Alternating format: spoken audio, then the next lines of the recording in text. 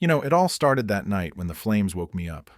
Well, actually, it was my dog Buddy barking his head off like the world was ending, orange flickers dancing across the walls of my little Pine Haven cabin, and me scrambling out in my boxers, coughing up smoke, hauling him under one arm while the roof caved in behind us. If he hadn't gone nuts, I'd be toast, literally. The fire marshal confirmed it later. Arson, gasoline splashed on the porch and around the garden beds. No accident. And deep down, I knew exactly who lit the match. Marjorie Hale, that iron-fisted president of the Willow Creek Estates HOA. 60-something with a perpetual frown etched into her face like she'd been sucking lemons her whole life. She'd hated my guts from the day I moved in. See, I'd spent 30 years in urban planning back in the city, grinding away at blueprints and permits, dreaming of quiet. And when I retired, I cashed out, bought this 15-acre plot just beyond their fancy gated community, built everything off-grid. Wind turbines for power, a well for water, even a geothermal setup for heat. No ties to the grid or their rules. Just me and Buddy living free. But Marjorie, she saw my cabin as a slap in the face to her perfect suburbia. Your junk heaps tanking our property values, she'd snarled that first time she marched up my driveway 8 months back, clipboard in hand, demanding I paint it beige or some nonsense. I told her nicely at first, then not so nicely to buzz off my land. Technically, I wasn't in their HOA jurisdiction, but she acted like she owned the county. What she didn't know, and hell, neither did most of her neighbors, was that their whole neighborhood's power lines snaked right through my property. An old easement from way back when this was all farmland, expired years ago, buried in the fine print of my deed.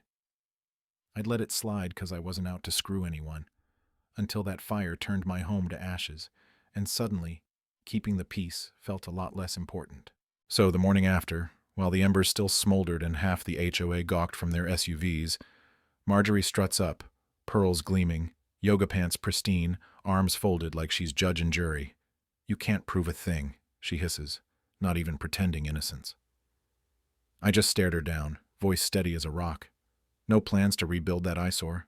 She sneers, and I smile, cold as winter. "Nah, got bigger ideas brewing." Called my attorney first, then the utility board. By sunset, Willow Creek had no electricity, nada, lights out, fridges warming, ACs dead in the summer heat. Chaos hit like a storm, folks hauling generators, kids whining about dead Wi-Fi, lawns wilting without sprinklers. Marjorie pounds on my gate at dawn, face twisted in rage. "Jack Harlan, you open this right now, you flipped the switch." "Did I?" I say, leaning on the fence, casual like, well, lines run through my land, easements long gone, no obligation to play nice anymore, huh? "You can't blackmail us like this," she shrieks, and I hold up the folder. "County says I can, and you'd be shocked how chatty they get when you mention arson reports and expired contracts."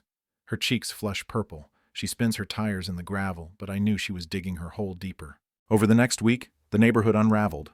Pools scummed over, barbecues canceled, tempers flaring at Marjorie like she'd personally unplugged the sun. "You swore he couldn't do this," one guy yells on her lawn. "This mess is on you." She calls an emergency meeting, but barely a dozen show, the rest too busy cursing her name while lugging extension cords to friends' houses. Meanwhile, I rebuilt slow, deliberate. Every hammer strike a reminder she'd see from her window, jaw grinding. But I'd been smart, filed with the sheriff early. Gas traces, a diner matchbook, and trail cam footage catching a woman in neon yoga gear slinking away at midnight. Marjorie's signature look. Didn't drop it yet. Let her stew.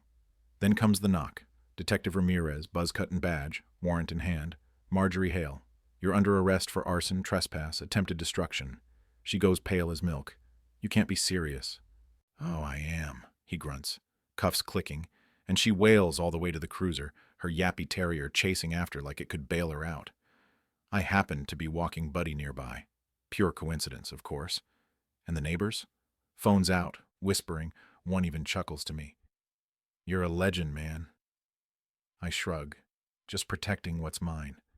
But inside, it felt like the first real breath in months, that rush of justice hitting hard after the fear, the loss, wondering if I'd ever sleep sound again. With Marjorie gone, I figured things might settle. But no. The HOA board scrambles, appoints Harold Benson, this ex-banker type with bow ties and a drone of a voice. No outright venom like her, but sneaky, obsessed with red tape, filing complaints like it's his therapy. Shows up at my gate days later, clipboard shaking slightly. You're violating Section 9, height limits for structures. Not in your turf, Harold, I say from the porch. Want to chat arson instead? He twitches, backs off, but that night, sabotage starts. Someone digs near the power junction, leaves a pry bar and a folding chair with a sig butt glowing. I don't call the cops. Instead, rig motion lights, extra cams, swap the box for steel with dye powder inside. Next night, snap. Camera catches this paunchy guy in his 50s, ball cap backward, HOA pride tee, fumbling tools. Powder explodes neon blue all over him. He trips on a root. Face plants. Printed the pics, mailed them anonymous to every house. By morning, notes in my box. Sorry, not all of us are like that. One lady leaves a cherry pie with a scribble. We're not monsters. But Harold doubles down. Calls a vote to annex my land. Pure fantasy. No legal bite. Cue the county hearing. Rain pounding the windows. Me across from Harold and his cronies in rumpled suits. Clerk looking bored. They drone on about community standards. Then I stand. None of this holds water. Here's the deed. Utility docs. Proof I control the lines. Oh, and footage of your board buddy tampering. That's a felony, by the way. Room goes dead quiet. You mean shutting power after your prez tried to burn me out? Harold stammers about harmony, but the clerk shuts him down. Annexation denied, further meddling's harassment. They slink out defeated, but petty hits keep coming. Code inspector shows, anonymous tip, shocker, but she flips my permits, whistles, cleaner than most pros. You could teach zoning classes. Funny, I say, I used to. Then a kid tries tagging my fence intruder, drops the can when I step out, runs like hell. I bag it for evidence. Their big swing? A glossy flyer mailed wide. Photo of my cabin doctored like a fortress. Headlined The Menace Among Us, accusing eco-crimes, noise, anti-American vibes. I file defamation, naming every signer. Their lawyer calls begging settlement. Nope, you wanted war, now suit up. Lawsuit makes the local rag, HOA hit with retaliation claims, sidebar on the arson probe, comments blow up, most siding with me, one floats me for county board. Neighborhoods crumbling, services bail, folks chugging bottled water for basics since power's spotty, half-eyeing for sale signs. But digging deeper in county archives, I strike gold. Their HOA charter needs a renewal vote every 20 years, last 121 back, meaning they've been ghosts, all fines and rules void. Get a legal opinion stamped, hold my cards close, then host an open house, flyers on windshields. Come see the menace yourself. Folks trickle in, then flood, 40-plus sipping lemonade, oohing over the turbines. A dad named Miguel chats with me. Board painted you as a hermit nut, but you're the only one who invited us over. Feels good, that shift from outcast to, well, neighbor. Send the opinion with my cease and desist reply. CC every resident. Boom. 3 boardies quit. Group chats erupt. Liberate Willow Creek. Laura Kim, this sharp accountant down the block, petitions for financials. Uncovers embezzlement. Harold's brother-in-law scoring fat landscaping gigs. Ghost invoices. Clubhouse renos with marble and a bar fridge on the sly. Meeting turns circus. Crowd on the lawn, surging. You embezzled while finding my gnome? One lady yells. Another, threatened my wife over flower pots, you thief. Harold bolts. House empties overnight, no farewell. Without him, the shell cracks. Residents vote informal dissolve, but I push the real one. Under an oak, county rep tallies. Out of 132 homes, 124 axe the HOA. Done. Relief washes over like cool rain. Hugs, quiet tears. No fanfare, just freedom. Karen, Marjorie, shows weeks later, bail pending, steps out her dented sedan, surveys the green where kids now chase fireflies unchecked. No mandated events. She edges toward me. Thought you'd skip town, I say. Trial soon, she mutters, eyes hollow. Needed to see what's left. They're thriving, I tell her. Turns out the problem wasn't them. You think you won? She whispers. We all did. You built a cage, called it community. She pauses, maybe for sorry, but spots Buddy watching, tail low, steps back, drives off alone, no waves like a shadow fading.